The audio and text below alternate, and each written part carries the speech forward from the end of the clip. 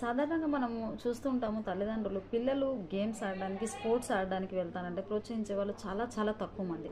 ఎంతసేపు బుక్స్ చదవండి అని చెప్పేవాళ్ళే ఎక్కువ మందిని గమనిస్తుంటాం. అయితే గేమ్స్ ఆడడం వల్ల ఫిజికల్ ఫిట్నెస్ ఉంటుందన్న విషయం అందరికీ తెలుసు.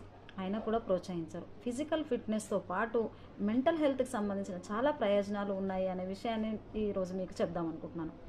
అవి ఏంటంటే, మీరు గమనించినట్లయితే స్పోర్ట్స్ ఆడే వ్యక్తుల్లో డిసిప్లైన్ అనేది ఒకటి ఉంటుంది. వాళ్ళ వస్తువుల్ని ఎలా పెట్టుకోవాలి, వాళ్ళ షూ వేసుకోవడమే అవ్వనివ్వండి, టైంకి వెళ్ళడమే అవ్వనివ్వండి, ఇలాంటి కొన్ని రూల్స్ అండ్ రెగ్యులేషన్స్ ఉంటాయి. వాటిని వాళ్ళు తప్పకుండా పాటించాల్సి వస్తుంది. అంతేకాకుండా రెస్పాన్సిబిలిటీ, ఒక బాధ్యత అనేది ప్రతి ప్లేయర్లో ఉంటుంది.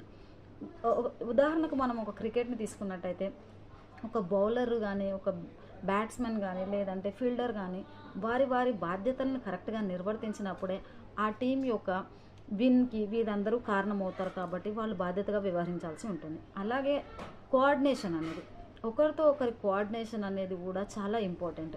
ఇప్పుడు మీరు ఖోఖోని తీసుకున్నట్టయితే ఒక మనిషి వచ్చి మనకు ఖోఖో చెప్పినప్పుడు వెంటనే వాళ్ళు రియాక్ట్ అయ్యి కోఆర్డినేట్ చేయడము అనేది చాలా ఇంపార్టెంట్ ఉంటుంది.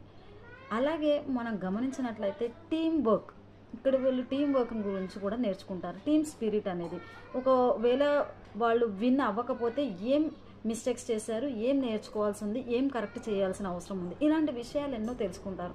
సో మై డియర్ పేరెంట్స్, పిల్లల్ని గేమ్స్ ఆడడానికి ప్రోత్సహించండి.